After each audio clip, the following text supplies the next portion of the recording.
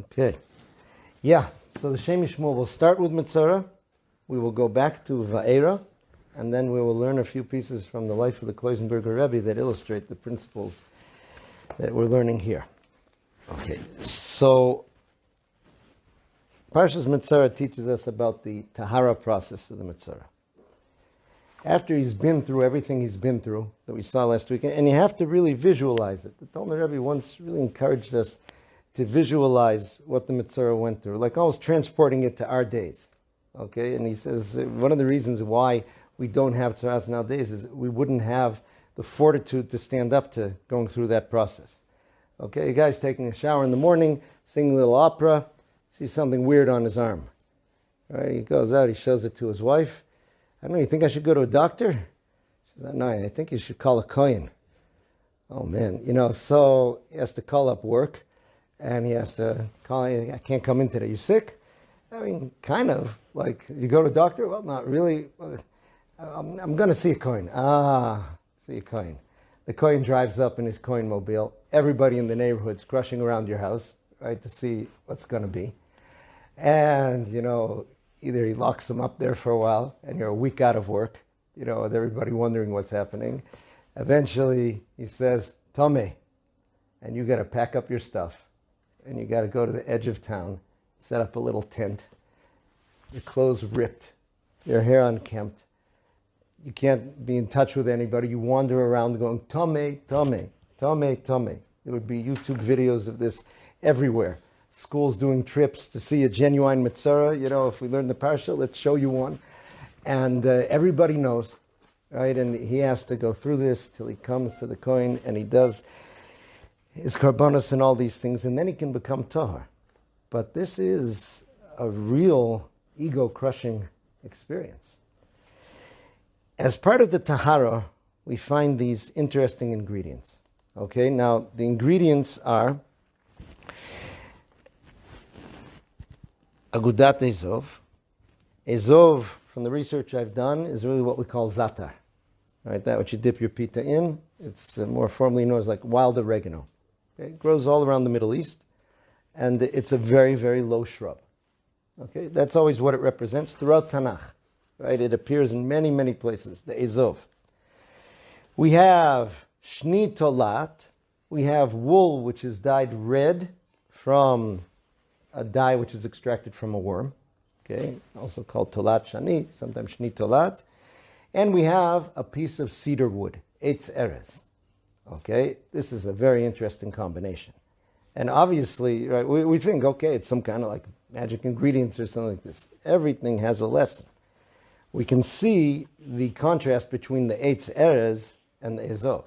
The eitz erez, again, throughout Tanakh, always represents that which is tall, perhaps haughty, right? The arzei halavanon, very tall, impressive trees. So we have, these are our three ingredients. So Shem MiShmuel explains it this way.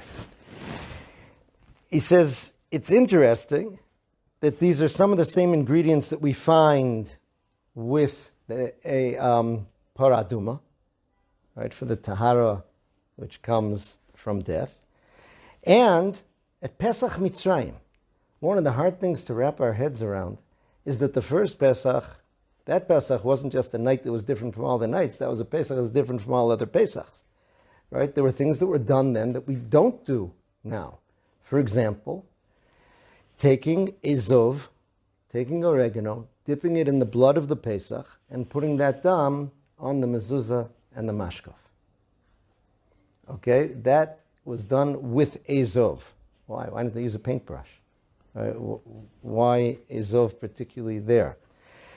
So we'll have to see the connection between them. And why is it in Pesach you don't need the eitz erez and the shni talat, and here you do? So Rashi explains the symbolism. He says, very simple. He says, Hachote shenitga'er ke'erez. Chavetz Chaim expresses this a lot in his Sefer, that one of the roots of someone who speaks Lashon Hara is gaiva, is arrogance. It means you feel entitled to express opinions about other people. You're a judge. You're the one who's saying what this guy did is bad. You see what this, I know why this person did this, etc., etc. So therefore, the Lashon Hara teller by definition, was arrogant, so he has to lower himself like the Ezov.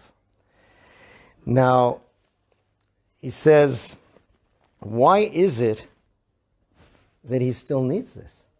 This gentleman that went through this whole process, we said that process brings him to humility. And the tzarat wouldn't go away if he didn't do tshuva. So why are we rubbing in his face, hey, you are arrogant like the thing, you have to be low? He is low. You lowered him. This guy is knocked down to the bottom, right? Why would you do it? So he says like this. And this theme appears in the Shem MiShmuel multiple times. We've spoken about it some before. So much of the guidance the Torah gives us is about balance, right? The Rambam's Shvil HaZahav, which is always important. We do need a certain aspect of the positive type of gaiva, of self-esteem. This is what Chazal explained, is that everybody should say, Bishvili nivra ha'olam, the world was created for me. Not that I'm a megalomaniac and the world is there for me to do what I want, but it means we're supposed to look, just as Adam HaRishon, it was clear that he was the only one of his kind. And therefore, that means he had a unique task in the world to do. So too, each of us, even though there are billions of us on the planet, but every human being is unique. And because of that, there is a world which is waiting for you. And as long as Hashem sees fit to keep you alive, that's always true. And you need that to feel the importance of what you're doing. And he says that will enable you to attack things with strength, to be az kanamer, bold as the leopard, gibor kari, all those fine animals that we saw. And that's the opposite of a person that's very lowly and very submissive. He says also, shiflut, lowliness, submissiveness, isn't an absolute good. He says it could be that will hold you back in your avodas Hashem, and once you tilt too much towards that, you get to what he calls hayush hanora chaser shalom shegaro me'akol. You get to that despair, right? Yush, in the Breslov Sfarim, that's the bad word, right? It's for a person to give up. And he says, what can I do? Who am I? What am I? He says that is worse than everything. He doesn't use that phrase lightly. So he says, therefore, both of these, when they're used right, they're great. When they're not used right, they're bad. So we have a Metzora. He was a gas ruach. He was arrogant. He got a nega. And he now went through a period of tikkun, of suffering, of embarrassment. And that lowered him really low. Really low. He says even the very form of the disease, which could be a very visible skin disease, Chazal say a mukeshchin, a person who's afflicted with boils, he ends up feeling very low psychologically. Right? It's something which is very, very hard for, even if a person's not vain, but to have their appearance altered like that in that way.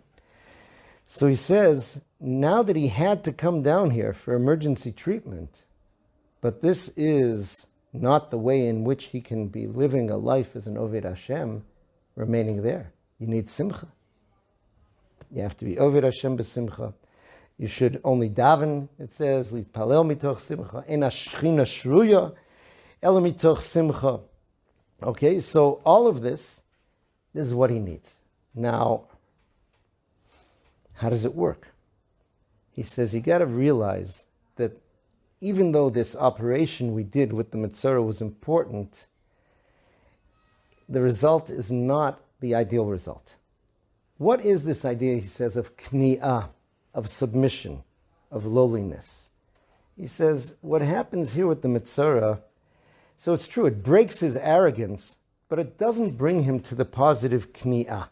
What should the positive type of submission be that a person has, the positive lowliness? He says the Rambam describes it to us in Hilchos Yisod HaTorah.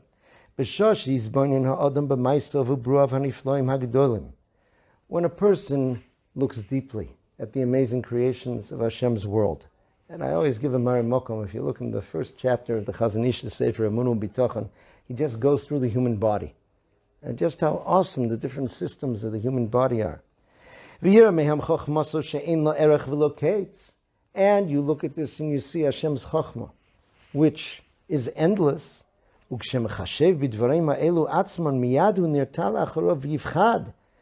this brings to the person a sense of awe, right? You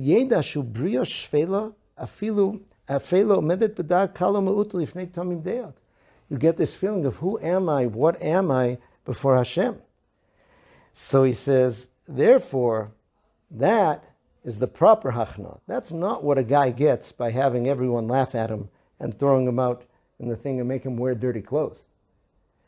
He says, so therefore, his shiflut, his lowliness needs to be fixed. It needs a tikkun. We fixed his gasut, we fixed his arrogance, but now we need to fix this. He says, because how do I know that this sense that he has of lowliness and humility is not the real thing? He says, there's a great line, Hirak machmat zulato shura'eh kol ha'olam b'revach v'hu b'tzar. The reason he feels so bad is because he's been singled out. Everybody else is going to work. Everybody else doesn't have these weird things on their skin. Everybody else isn't getting looked at and laughed at. And therefore he pities himself. He feels miserable. He feels lowly. Ein ze nechshav l'klum. Said that's not considered anything. That's not a maila, right? You ended up there because we took you down from your gasset. But that is not someplace we wanted you to be. If everybody suddenly sprouted tzaras and had to do that, he'd be fine. Right? He would be okay. It's a very important insight. Hakniya l'Hashem yizbarach mitzad gadlus Hashem. He says the proper sense of humility before Hashem is because you see yourself and the entire universe as efes ba'ayin before Hashem. We are all before Hashem, right? Almost nothing to consider. He says this is the proper submission. And this is not a contradiction to a person having the strength and the self-esteem of vayigba libo b'derchei Hashem. Because, right, if you have the creator of this amazing universe, and I am this tiny, tiny creature that I am, but Hashem spoke to me, and Hashem created me as a unique individual, and Hashem gave me guidance as to what I'm supposed to do in the world to bring the world to its purpose. That is incredibly empowering. That is incredibly joyful without making you arrogant. Okay? That is the way it's supposed to go. So he says, this is why we need the Ezov and the Tolat. He says, the reason we bring those two parts of the formula. He says, Tolat hi kniya atzmit v'lo mipat zulato. He says, a worm means, why am I low? Look down. I'm low.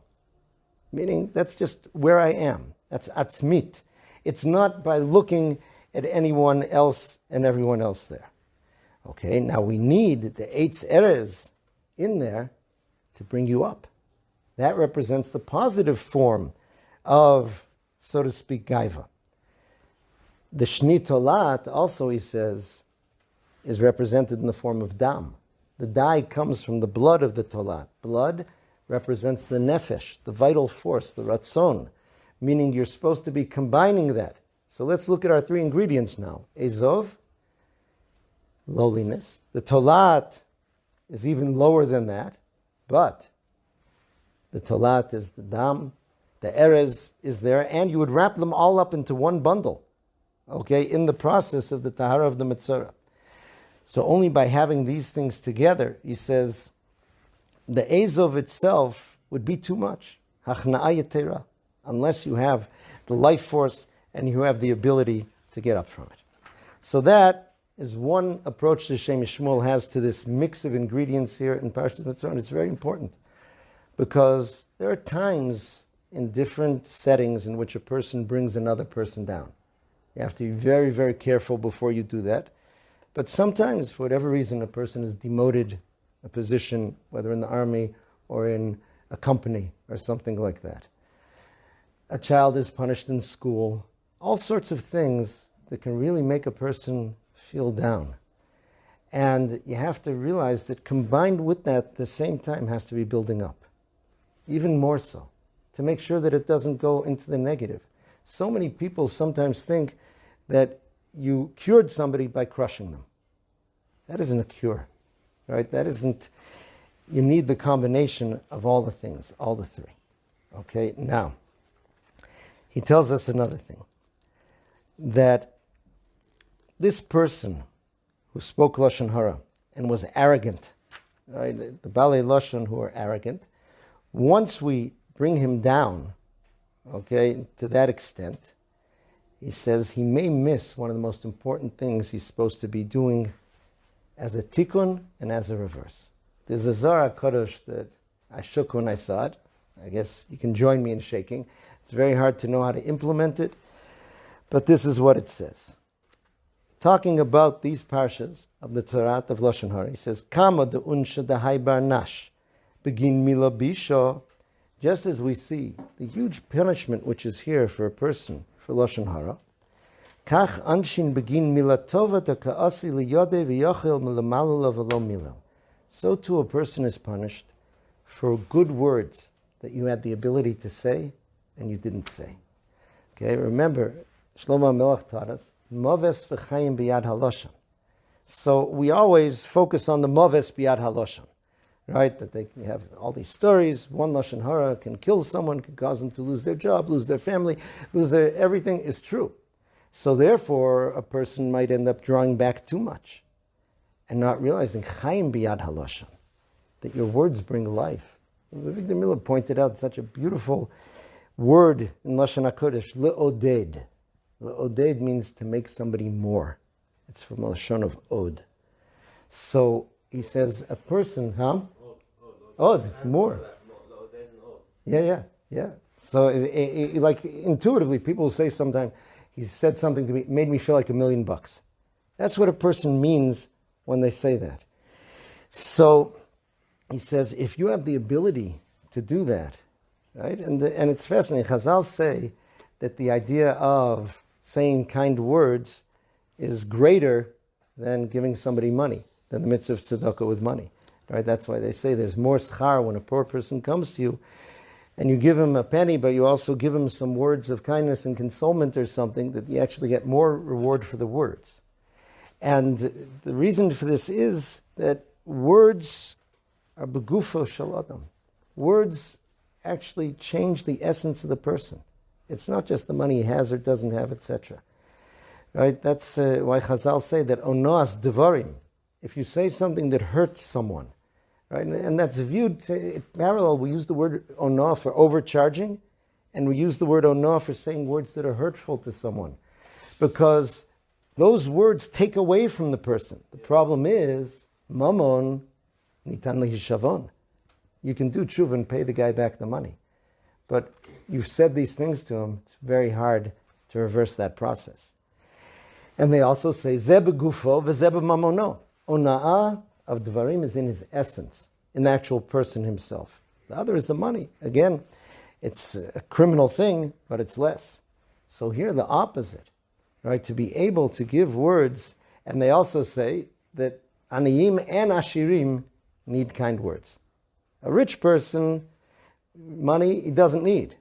Everybody needs words of encouragement. Everybody needs words that make them feel better. The biggest millionaire has his anxiety closet and has his things. Part of it is, I know some people, sometimes when they're very wealthy, they can't believe that anyone actually really likes them or wants to be with them or talk to them, that the only reason that they want to is because of the money. I know people who are plagued by that. It's very hard. It's very lonely. You know, somebody smiling with you, laughing at you, wanting to do something for you. It's just because of my money. They don't care about me. If there's a way in which you can transmit to that person that I like you, that I care about you, and it's not about your money, that's a tremendous gift. The person's hungry for it, and you can give it. What's interesting then is that it gives us the following possibility. This hit me once.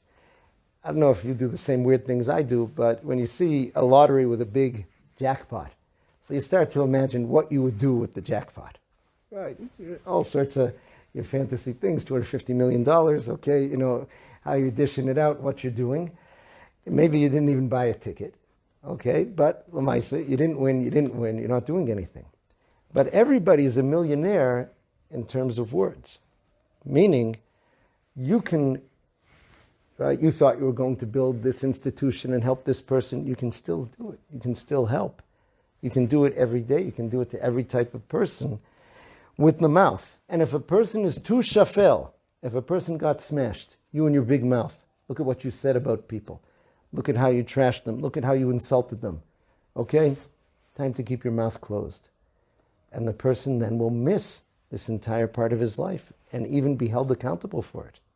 That's what we must be sure to repair, that his shiflut, that his lowliness doesn't get down to that extent.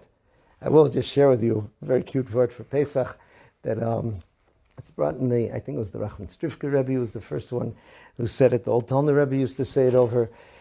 In the Simonim of the Seder, we have Karpas Yachatz Magid. So they said Karpas is Rashi Tevos. Klal Rishon Pes Sagur. Rule number 1, mouth is closed. Yachatz Magid, if you have to say something, just say half of it. Okay, meaning be selective with your words. That for sure we want the person to learn through his process of being a Metzora, but not to close the tap. Okay, you have to have these things together, and that means you have to be brave and you have to be strong. To talk to another person is something that requires a lot of omets. It requires a lot of strength, a lot of boldness. Some people have it, some people don't. Some people are very successful in life, but they're petrified to speak to a stranger. You know, and with that, you miss many things. I'll just give an example of one of the things that you can do. If there's anything you bought in a place, in a store, there's a certain place I got pitas. You know, and I mentioned to the guy, I said, you know, your pitas are like better than the usual ones. And he was on fire. You know why? He says, you know how early I get up to make those pitas? So fresh every day. He said 4:30 in the morning I'm making the dough. That's not like these things you get in the supermarket. And he was so happy that somebody noticed. It seems like a small thing, but these things can make a huge difference. So he says, the Mila Tova, he says, we have to be afraid that he's not going to say it, Machmat Shiflut Rucho, because of the lowliness. And that is what the Tahara is happening. The mix of the Eitz Erez and the Ezov and the Shnitolat is what can help the person be the way they're supposed to be.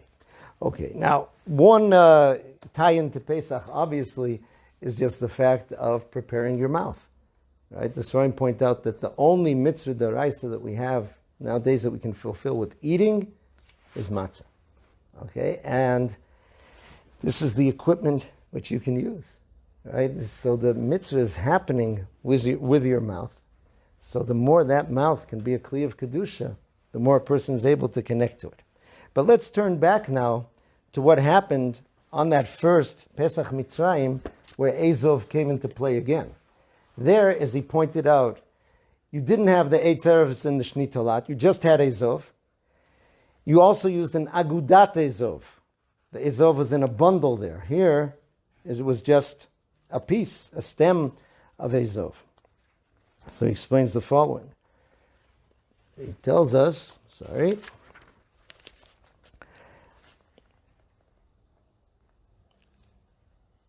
he says, Am Yisrael at that time were so low, right? At that point, you can get to a point of lowness that you can't even feel anything. Okay, we'll get to in a second just some stories of after the Holocaust, but that was an extent sometime that people reached. In other words, he said this was beyond the idea of any arrogance whatsoever. That wasn't their parsha. Their parsha was, he said, Ze atzmo haya nitzrach legulat Mitzrayim. This was part and parcel of Gulat Mitzrayim. Gulat Mitzrayim wasn't simply transporting people from place A to place B.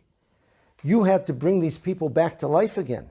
You had to remind these people who they are.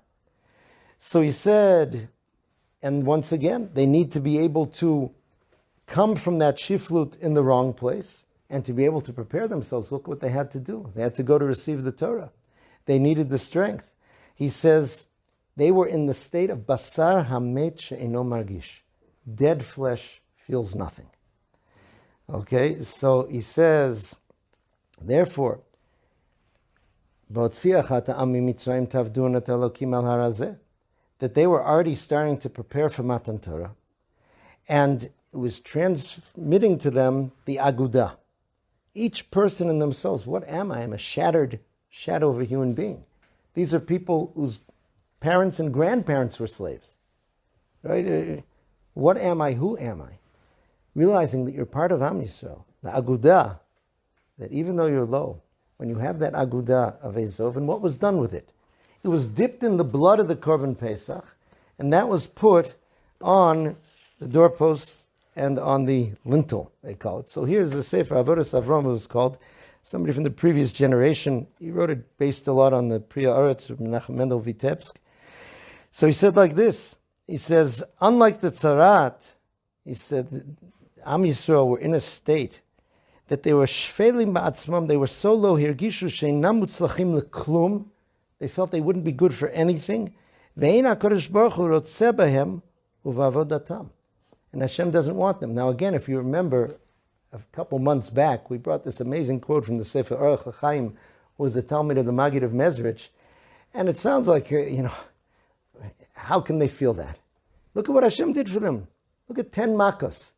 Right? Look at all these things. What do you mean? Oh, we can't do any avodas Hashem. We're too nothing. We're too this. So he said that they felt that the only reason Hashem was doing these things was because he promised the avot. And if he let them sit there any longer, they would disappear. So it's not because we're worth anything, right? It's as if, somebody is discovered by some relative, right? Suddenly you get a letter. There's a great uncle you never knew of or something like this. Oh, that's right. So he comes and he takes a look at you and he says, why do you dress like that? I'm in yeshiva. You're kidding me. That's what happened to my this. Uncle, you'll be good for nothing in life. Right? What are you going to do?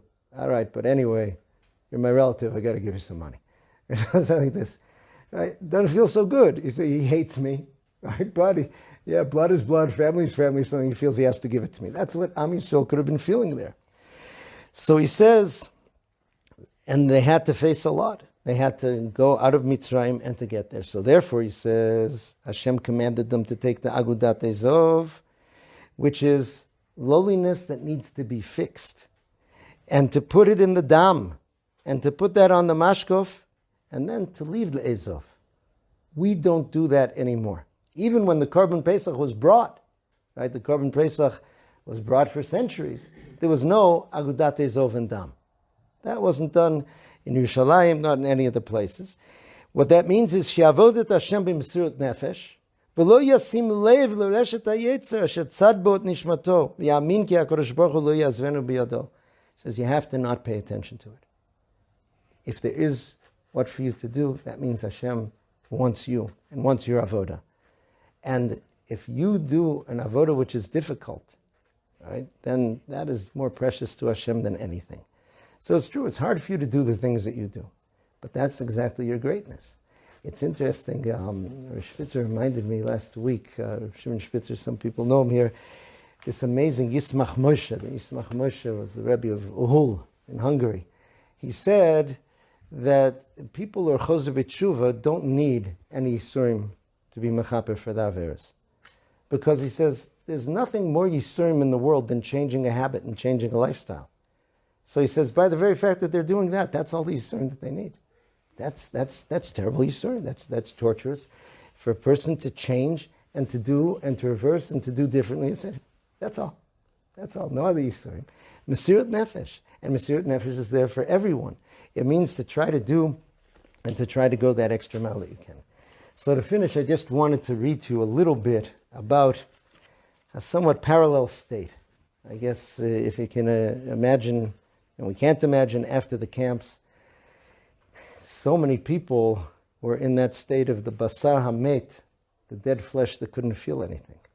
Right? They couldn't feel anything. It was, they didn't even want to live when they were liberated. That's what's described here from eyewitnesses, from people who were there. So first of all, they just describe a Seder night that the Kloisenberger Rebbe managed to arrange in the camp. Okay, there are a few such stories. And it's a fascinating question which helps you understand the whole concept of freedom for Yetziat Mitzrayim. How can people be sitting there in a concentration camp waiting for the guards to come in and kill you and saying, Ata b'nei chorin, b'nei chorin. What b'nei chorin? But the b'nei chorin is the freedom to be able to be an Eved Hashem. and that they're able to do in whatever circumstances, without whatever they have or not. So he says, this is the Leil Seder they made.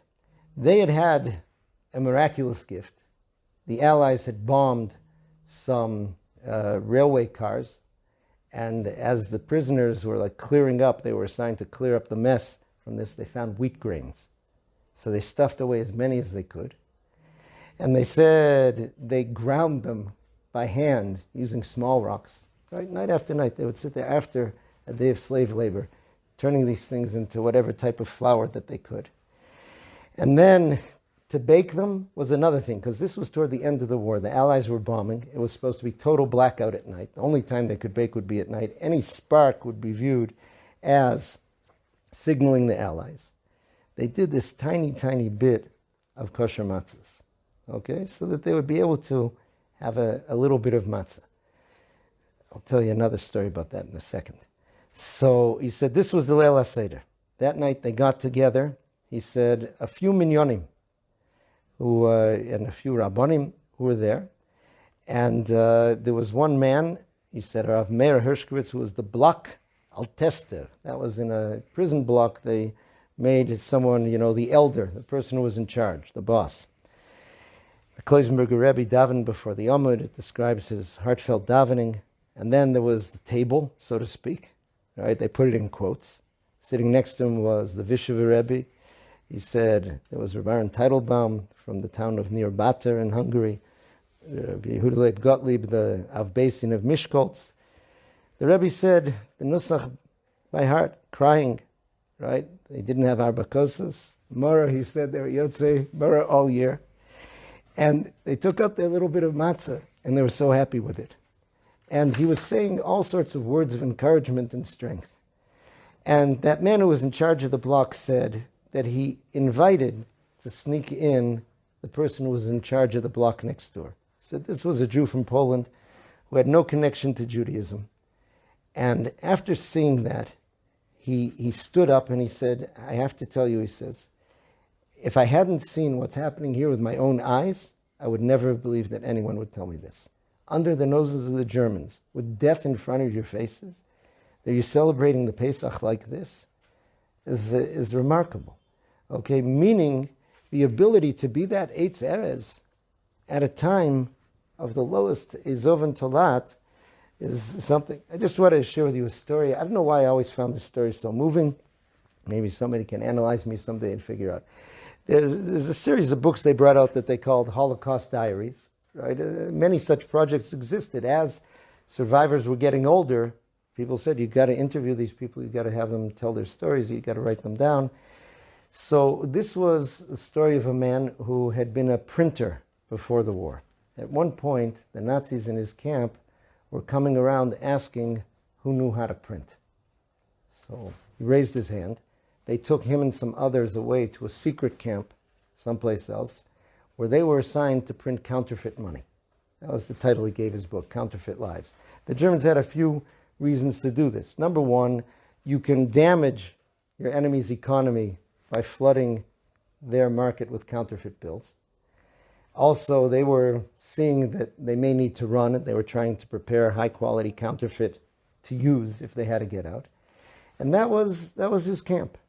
So he said one day they were moving the camp from one place to another, again, packed them into freight cars, and suddenly they saw on the floor there were wheat grains. Apparently before it had been used to transport wheat.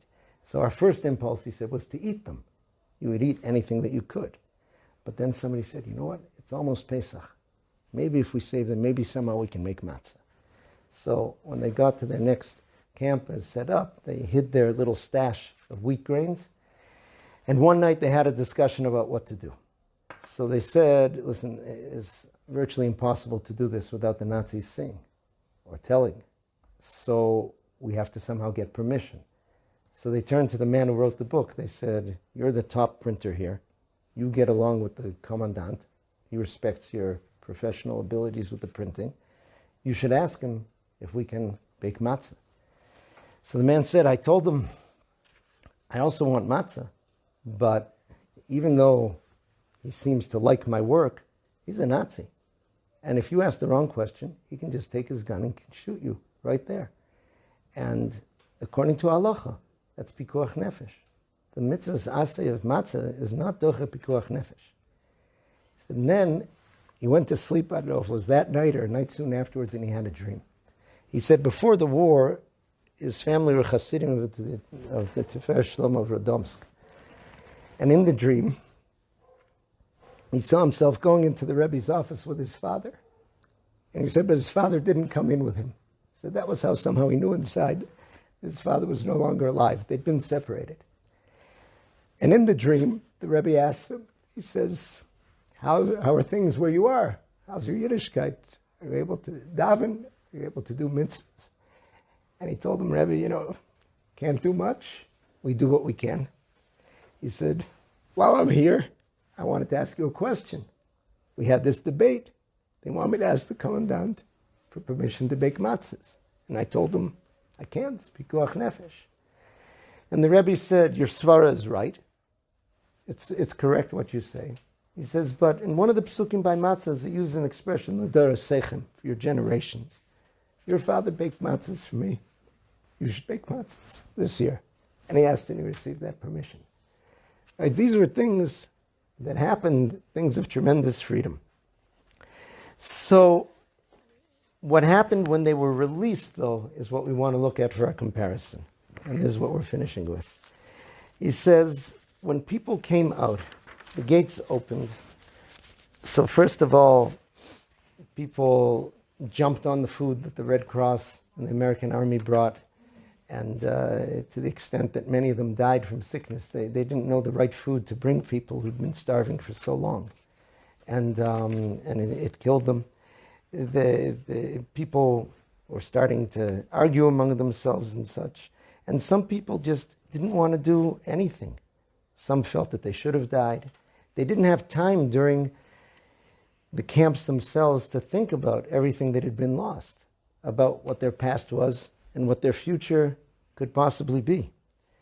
And he said here, the Rebbe, who again had lost his wife and 11 children, he says at these times, his light started to shine.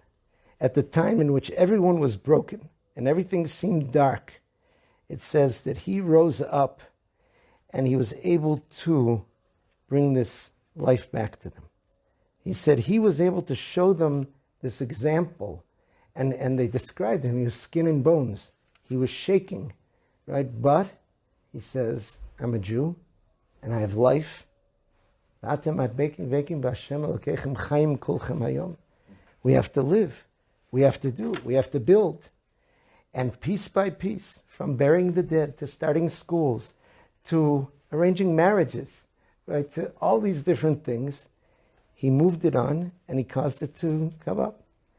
In the middle of this period that he was rebuilding, he got typhus. Okay, typhus was very common then.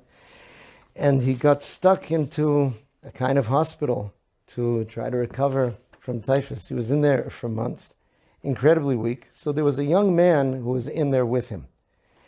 And he said, I was there right next to the Rebbe. He said he used to lend me his tefillin every day.